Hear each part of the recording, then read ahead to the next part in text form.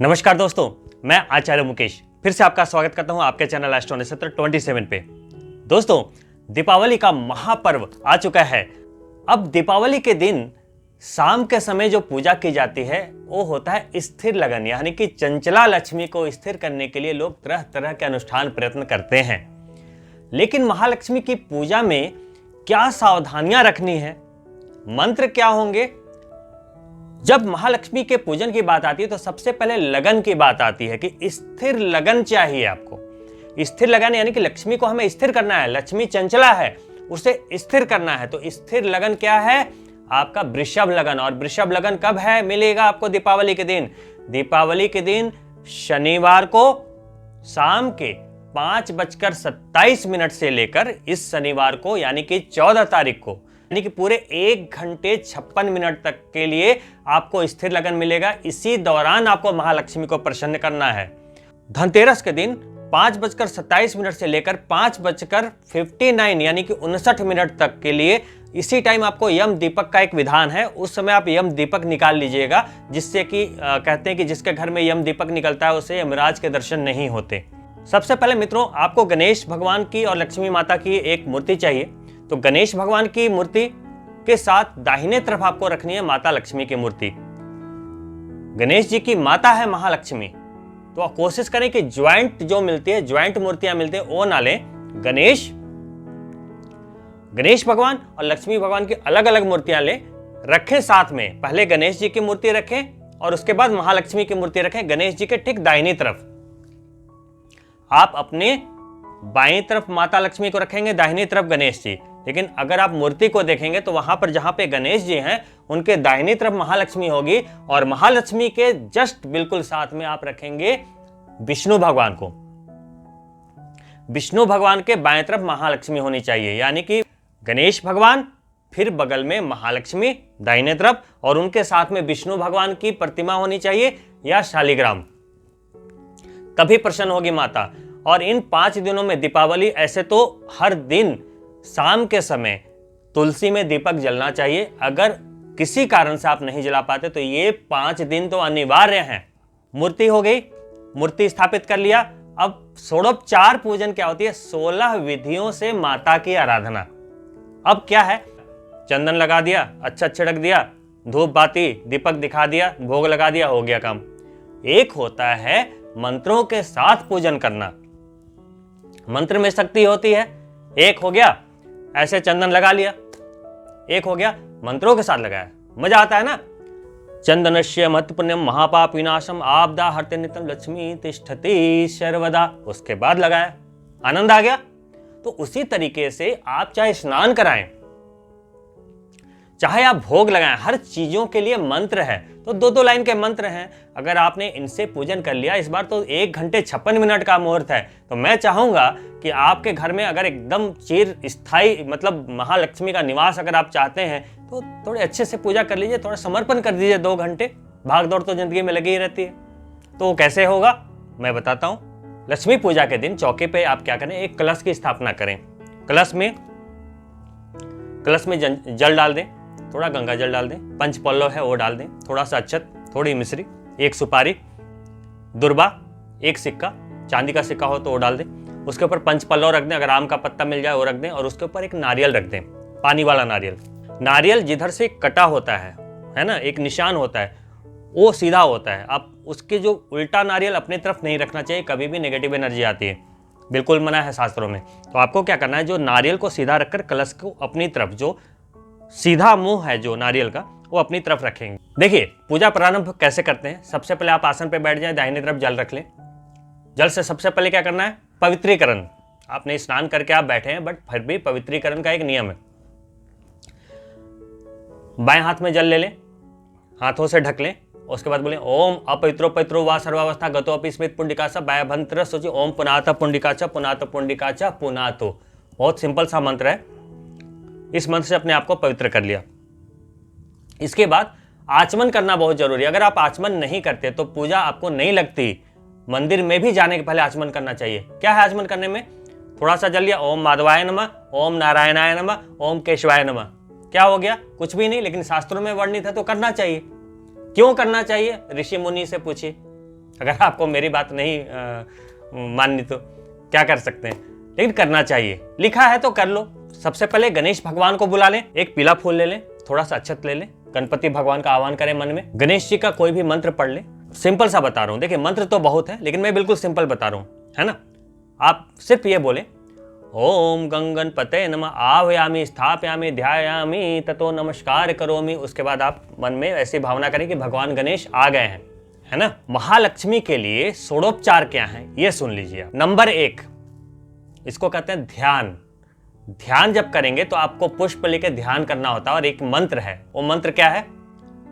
याशा पद्याशन स्था विपुल कटी तटी पद्यम पत्रायताक्षी गंभीरार्तवनाभिः स्तनभर नमिता शुभ्रवस्तोत्रियः या लक्ष्मीर्दिव्यः रूपैर्मणि गण खचितः स्वापिता हेमकुंभः शानित्यः पद्यं हस्ता मम वसतु गृहे सर्वमांगल्य युक्तः। इस मंत्र का अर्थ क्या है? भगवती माता लक्ष्मी कमल के आसन पर विराजमान है। कमल की पंखुड़ियों के समान उनके सुंदर सुंदर 2 नेत्र हैं, जिनकी विस्तृत कमर और गहरे आवर्त वाली नाभि है, जो पयोधरों के भार से झुकी हुई और सुंदर वस्त्र उत्तरियों से सुशोभित है, जो मणि जटित स्वर्ण कलशों से स्नान किए हुए वे कमल हस्ता सदा सभी मंगलों सहित मेरे घर में निवास करे। ये इसका भावार्थ है। अब आपने ध्यान कर लिया, उसके बाद दोबारा क्या करेंगे? आवाहन करेंगे। अब बुला रहे हैं माता लक्ष्मी को, तो आवाहन में क्या करेंगे? एक लाल फूल रखेंगे, अगर गुलाब का फूल है वो रख लीजिए, अक्षत रख लीजिए। अक्षत को थोड़ा से क्या करेंगे आप, अक्षत को कभी भी व्हाइट नहीं चढ़ाते, या तो उसको पीले हल्दी से कलर कर लीजिए, और माता लक्ष्मी की जब बात हो रही है तो लाल वाली जो रोली होती है उससे लाल कर लें, थोड़ी सी लाल रोली ले लें और एक लाल फूल ले लें, है ना। और जब आपको पूजा करनी है माता लक्ष्मी की, तो जो माता और बहनें हैं वो लाल साड़ी पहने या गुलाबी, और जो हमारे मित्रगण हैं, जो भाई बंधु हैं, वो लाल वस्त्र ही धारण करें तो ज़्यादा अच्छा है, या गुलाबी भी धारण कर सकते। तो अब मैं आह्वान बता रहा हूँ, तो लाल पुष्प ले लिया, लाल अक्षत ले लिया। उसके बाद आप माता का आवाहन इस मंत्र से करेंगे। ये मंत्र क्या है? आगच्छ देव देवेशी तेजोमयी महालक्ष्मी क्रियमाणां मया पूजां गृहान शूर वंदिते श्री लक्ष्मी देवी आह्वयामि स्थापयामि ध्यायामि। ऐसे करके फूल उनके चरणों में चढ़ा दें। ये हो गई नंबर 2। पहला हो गया ध्यान और दूसरा आवाहन। इसके बाद आपको क्या करना है? नंबर 3 पुष्पांजलि आसन देना है। यानी कि माता लक्ष्मी को आपने बुलाया तो आपको पुष्प से आसन देना है। तो इसमें क्या करना है? आपको 5 पुष्प लेने हैं। कोई भी आप 5 पुष्प ले सकते हैं, अगर लाल है तो लाल ही ले। 5 पुष्प को हाथ में लेके ये मंत्र पढ़ें। नाना रत्न समायुक्तम कार्तस्वर विभूषितम आसनम देवदेवेशं प्रीत्यर्थ प्रतिगृहीताम श्री लक्ष्मी देवी आसनार्थे 5 पुष्पानि समर्पयामि। 5 फूल उनके पैरों पे रख दीजिए। इसके बाद चौथा क्या करना है? नंबर 4 क्या करना है? स्वागत करना है आपको। स्वागत कैसे करेंगे? फिर से पुष्प ले लें, थोड़े से फूल को तोड़ लें और उसके जो पंखुड़ियों को ऐसे लें। बस आपको बोलना है श्री लक्ष्मी देवी स्वागतम। लाल पुष्प हो तो भी अच्छा है। मतलब इसका भावार्थ क्या हो गया? हे माता देवी लक्ष्मी, आपका स्वागत है मेरे घर में। 5वां है पाद्य, यानी कि उनके पैरों को धोना। कोई भी पहले आपके आते थे, आपके अतिथि, तो आप क्या करते थे? पैरों को धोते थे। पुराने जमाने में ऐसा होता था, शायद आप लोग ना जानते हो, लेकिन अभी माता के पैरों को धोना है तो इसको कहते हैं पाद्य। आपको क्या करना है? जल लेना है फूलों से और उनके पैरों को पखारना है, पैरों को ऐसे धोना है। मंत्र क्या है ये देखिए। पाद्य गृहाणम देवेशी सर्वक्षेम समर्थे भोः भक्त्या समर्पितं देवी महालक्ष्मी नमस्तुते। श्री महालक्ष्मी देवी पाद्य नमः। पैरों को ऐसे पखार दीजिए जल। अब छठा उपचार क्या है? अर्घ्य। अर्घ्य देना है। हाथ में ऐसे अंजलि कर लें और थोड़ा सा जल इसमें ले लें और माता लक्ष्मी को ऐसे अर्घ्य देना है। अर्घ्य में कौन सा मंत्र रहेगा ये देखिए। नमस्ते देव देवेशी नमस्ते कमल धारिणी नमस्ते श्री महालक्ष्मी धन्दा देवी अर्ध्य गृहाण गंध पुष्पाक्षय तैर्युक्तं फलद्रव्य समन्वितं गृहाण तोयम अर्ध्यर्थम परमेश्वरी वत्सले श्री लक्ष्मी देवी अर्ध्यम समर्प्यामि। बस ये अर्ध्य हो गया आपका। अब आपको स्नान कराना है। स्नान कैसे कराएंगे? इस मंत्र के साथ स्नान कराना है। पुष्प से जल में ऐसे डुबोकर थोड़े से माता लक्ष्मी के ऊपर स्नान की भावना करते हुए आपको स्नान कराना है। गंगा सरस्वती रेवा पीयोष्णी नर्मदा जले स्नापिताशी मया देवी तथा शांतिं कुरुष्व में। आदित्य वर्णे तपसो अधिजातो वनस्पतिश्च वृक्ष अथ बिल्वः तस्य फलानि तपसा नुदन्तु मायांतर्याश्च बाह्या अलक्ष्मी श्री लक्ष्मी देव्ये जल स्नानम समर्प्यामि। पंचामृत से स्नान कराते हुए माता लक्ष्मी के लिए आपके लिए मंत्र क्या रहेगा ये देखिए स्क्रीन पे। दधि मधु घृतश्चैव पयश्च शर्करायुतं पंचामृत समानीतं स्नानार्थ प्रतिगृहीताम्। ओम पंचनद्य सरस्वतीं पियन्ति सह सरस्वती तो पंचदाशो देशे बत सरितम श्री लक्ष्मी देवी पंचामृत स्नानम समर्प्यामि। थोड़ा सा पंचामृत छिड़क दें। पंचामृत जो है 5 चीजों से बनता है। पहले क्या करेंगे? दूध लेंगे, फिर दही, फिर घी, फिर शर्करा, शहद, 5 चीजों को मिक्स कर लेंगे तो पंचामृत बन जाता है। इसके बाद गंध स्नान में क्या करना है? आप जल में जो शुद्ध जल है उसमें थोड़ा कपूर मिला लें, गंध है ना, या थोड़ा चंदन मिला लें। अगर कोई सुगंधित चंदन है तो आप उसको भी मिला सकते हैं। उसके बाद आप ये मंत्र पढ़ के स्नान करवाएं दोबारा। ओम मलयाचल शंभूतम चंदनागरु संभवम चंदनम देव देवेशी स्नानार्थ प्रतिगृहीताम श्री लक्ष्मी देवे गंध स्नानम समर्प्यामि। उसके बाद आपने गंध से स्नान करवा दिया। अब शुद्ध स्नान करवाना है, शुद्ध जल से स्नान करवाना है। मंदाकिन्यास्तो यद्वारी सर्व पाप हरम शुभम तदिदम कल्पितम तुभ्यम स्नानार्थ प्रतिगृहीताम श्री लक्ष्मी देवी शुद्धोदक स्नानम समर्प्यामि।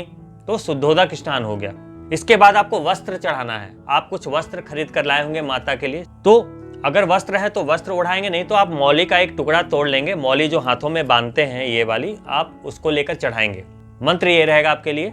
दिव्यांबरम नूतनम ही क्षौमम तवती मनोहरम दीयमानम मया देवी गृहाणा जगदम्बिके उपेतु माम देवशखः कीर्तिश्च मणिनाशः प्रादुर्भूतो सुराष्ट्रेस्मिन् कीर्तिमृद्धि ददातु मे श्री लक्ष्मी देव्ये वस्त्रम समर्प्यामि। वस्त्र को उड़ा दीजिए। देखिए 12वां जो उपचार होता है उसको कहते हैं मधुपर्क। मधुपर्क क्या होता है कि जो दूध है, दूध में थोड़ा सा शहद मिला दीजिए, उसको माता को अर्पित करना है। ओम कापिलम दधि कुंदेन्दु धवलम मधु संयुतम स्वर्णपात्र स्थितम देवी मधुपर्कम गृहाण भो श्री लक्ष्मी देवी मधुपर्कम समर्प्यामि। मधुपर्क को समर्पित कर दीजिए।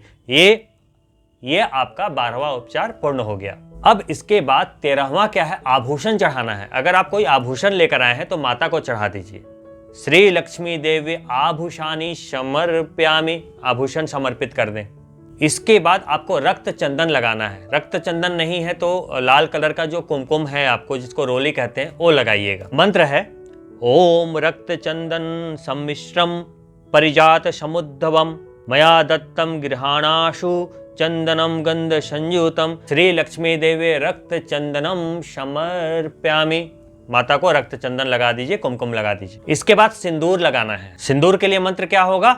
ओम सिंदूरम रक्तवर्णश्च सिंदूर तिलक प्रिय है भक्त्या दत्तम मया देवी सिंदूरम प्रतिगृहीताम श्री लक्ष्मी देवी सिंदूरम समर्प्यामि। सिंदूर चढ़ा दिया। अगर आप अबीर गुलाल भी लेकर आए हैं तो अबीर गुलाल भी माता को अर्पित कर सकते हैं। अब चंदन के बाद आपको अक्षत लगाना है। तो अक्षत आप कैसे लगाएंगे? क्या है वो मंत्र? अक्षताश्च सूर्यश्रेष्ठ कुंकुमाक्ता सुशोभिता मया निवेदिता भक्त्या पूजार्थ प्रतिगृहीताम श्री लक्ष्मी देवी अक्षतान समर्प्यामि। अब आपको क्या करना है? पुष्प समर्पण करना है। तो जब आप फूल चढ़ाएंगे तो आपके पास फूल होना चाहिए। तुलसी दल होने चाहिए और बेलपत्र होना चाहिए। अगर आपके पास नहीं है तो सिर्फ फूल चढ़ा दीजिएगा, लेकिन अगर ये हो तो अच्छा है। मंत्र है आपके लिए, यथा प्राप्त ऋतु पुष्पे बिल्ब तुलसी दलैश्च पूजयामि महालक्ष्मी प्रसीद में सुरेश्वरी श्री लक्ष्मी देवे पुष्पम समर्प्यामि। अब महालक्ष्मी की पूजा में महालक्ष्मी की अंग पूजा करने का एक विधान है। तो आप क्या करेंगे, थोड़े से फूल को तोड़कर बाएं हाथ में रख लेंगे और अक्षत के साथ, और थोड़ा थोड़ा उठाकर उनके अंगों को पूजेंगे। पैरों से शुरू करके सिर तक जाएंगे। सबसे पहले बोलेंगे ओम चपलाय नमः, पैरों के पास छोड़ें। ओम चंचलाय नमः, थोड़ा पैरों से ऊपर छोड़ें। ओम कमलाय नमः, नाभि और जांघों के बीच में छोड़ें। फिर ओम कमलाय नमः, जांघों के थोड़ा ऊपर छोड़ें। ओम, अब नाभि के पास छोड़ेंगे। ओम कात्यायनाय नमः, नाभि पूजयामि। अब नाभि के थोड़ा ऊपर छोड़ेंगे। ओम जगन्मात्रे नमः, जठरम पूजयामि। अब आप माता के वक्ष स्थल के पास छोड़ेंगे। ओम विश्ववल्लभाय नमः, वक्षम पूजयामि। उसके बाद दोनों हाथों को पूजेंगे। ओम कमल वासने नमः, हस्तम पूजयामि। उसके बाद माता के तीनों नेत्रों को पूजेंगे। मंत्र है ओम कमल पत्राक्षय नमः, नेत्रत्रयम पूजयामि। उसके बाद लास्ट उठाएंगे ओम श्रियः नमः, शिरम पूजयामि। तो ये अष्ट अंगों को पूजने का विधान हुआ। अब फिर से वैसे ही पुष्प लेंगे। उनकी अष्ट सिद्धियों की पूजा की जाती है। माता के पास, माता लक्ष्मी के पास अष्ट सिद्धियां हैं, उनकी पूजा की जाती है। तो फिर से अक्षत और पुष्प ले लेंगे। और अभी आप कैसे पूजा करेंगे मैं बता देता हूं। ओम अनिम्ने नमः, माता के पैरों के पास रख दीजिए। ओम महिम्ने नमः, ओम गरीम्ने नमः, ओम लघीम्ने नमः, ओम प्राप्ते नमः, ओम प्रकाम्ये नमः, ओम इशिताय नमः, ओम वशिताय नमः। ये उनकी अष्ट सिद्धियां हैं। अब आपकी पूजा करीब करीब संपन्न हो गई है। तो अब अष्ट लक्ष्मी की पूजा करेंगे। थोड़ा सा अक्षत, चंदन और पुष्प फिर से ले लेंगे। अब अष्ट लक्ष्मी की पूजा कर रहे हैं तो फिर से थोड़ी से चंदन, अक्षत और पुष्प ले लेंगे। तो क्या बोलना है सबसे पहले, ओम आद्य लक्ष्मे नमः, ओम विद्या लक्ष्मे नमः, ओम सौभाग्य लक्ष्मे नमः, ओम अमृत लक्ष्मे नमः, ओम कमलाक्षय नमः, ओम सत्य लक्ष्मे नमः, ओम भोग्य लक्ष्मे नमः, ओम योग लक्ष्मे नमः। अब आपको धूप समर्पण करना है। धूप जला लीजिए। अगरबत्ती नहीं, बांस वाली अगरबत्ती नहीं जलाते, धूप ले लीजिए। धूप को दिखाना है गणेश जी को और माता लक्ष्मी को। धूप जलाते हुए आप ये मंत्र पढ़ेंगे, वनस्पति रसोधूतो गंधाढ़ सुमनोहरम आघ्र्यम सर्वदेवानां धूपोऽयं प्रतिगृहीताम श्री लक्ष्मी देव्ये धूपम समर्प्यामि। ये धूप हो गया। अब माता लक्ष्मी को दीप समर्पित करेंगे। ठीक है।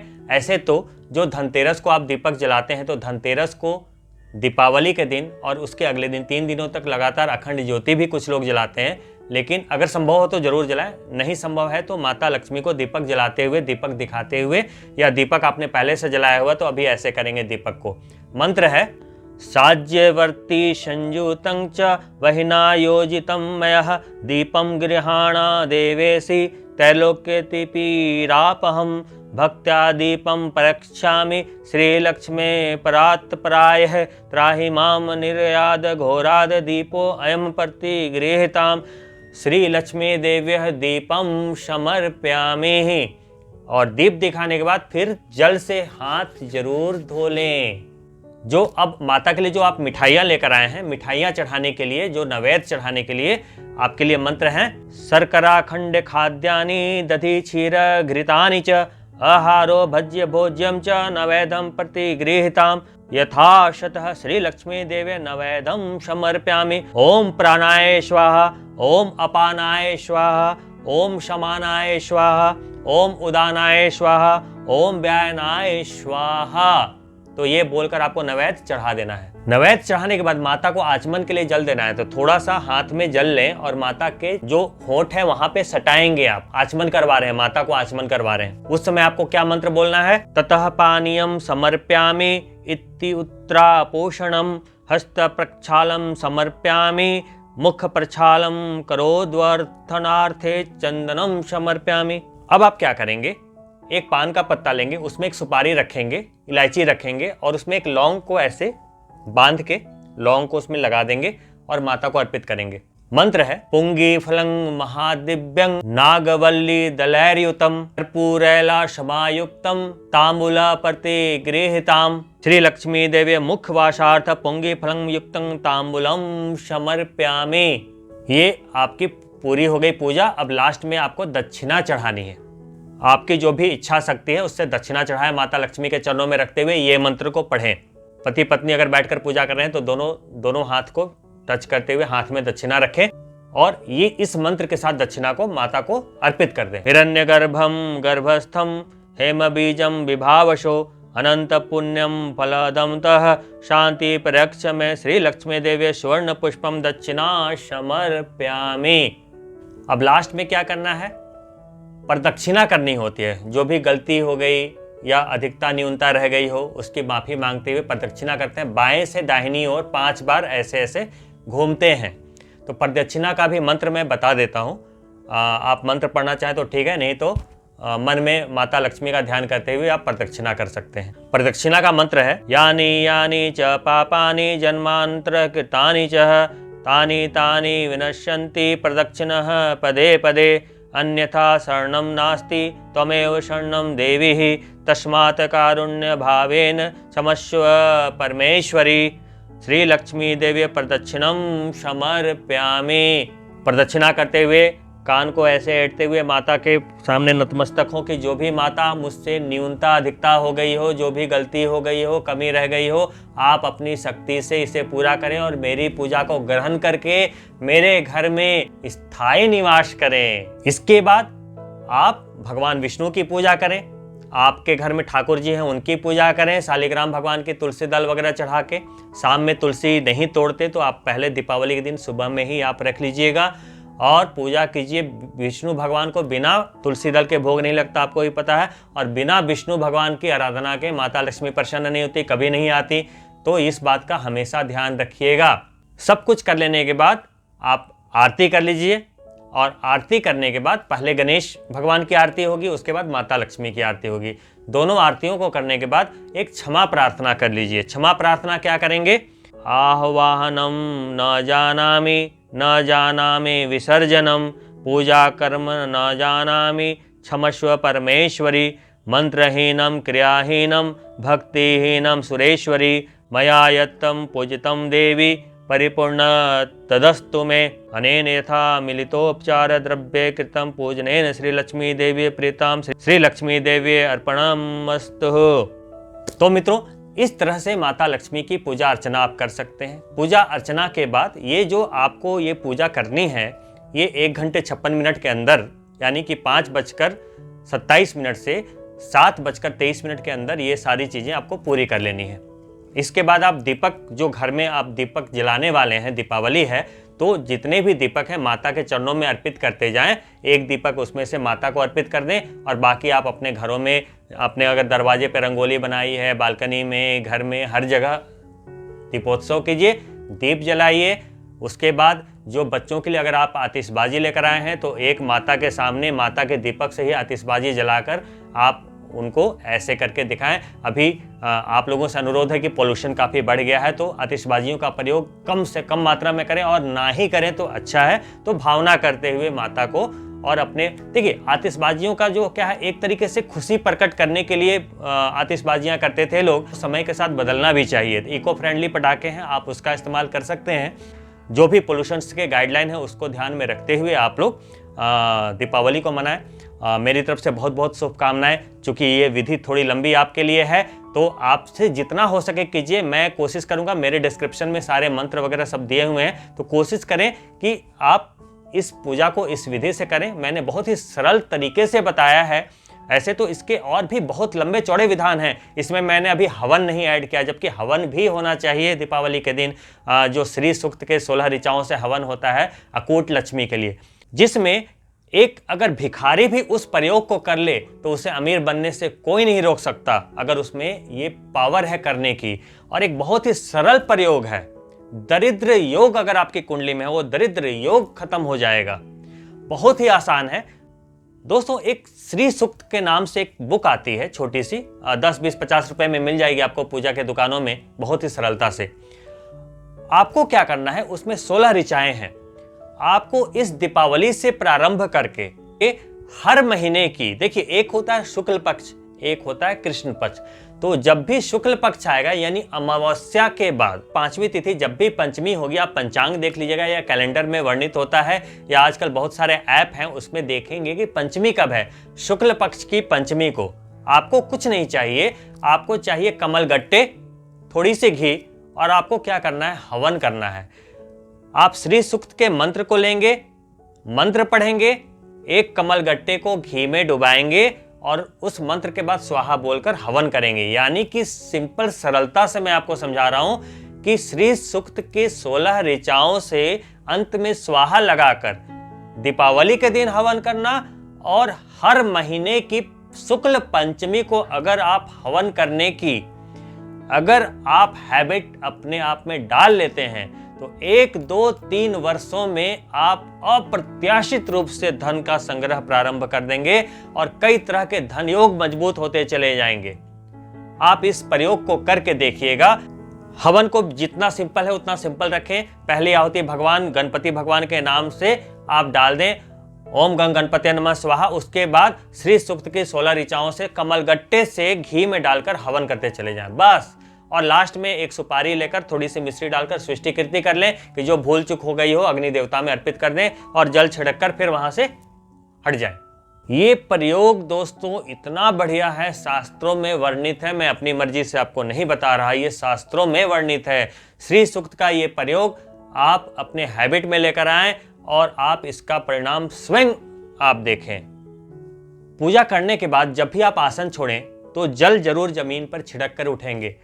शास्त्रों में लिखा है कि जो भी पूजा करने के बाद उठकर चले जाते हैं उनकी पूजा का पूरा फल इंद्र भगवान को ट्रांसफर हो जाता है, जब तक आपको जल का छींटा नहीं मारते जमीन पे।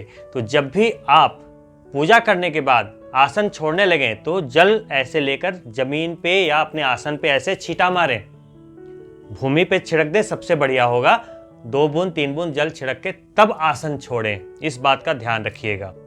अगर आप ये कर लेते हैं तो यकीन मानिए आपकी दिवाली नहीं शुभ दीपावली होगी और आने वाले समय में आपके धन योग इतने मजबूत हो जाएंगे कि आपको मजा आ जाएगा। तो इन्हीं शब्दों के साथ मैं आपसे विदा लेना चाहूंगा। अगली वीडियो में दोबारा मिलते हैं, तब तक के लिए नमस्कार।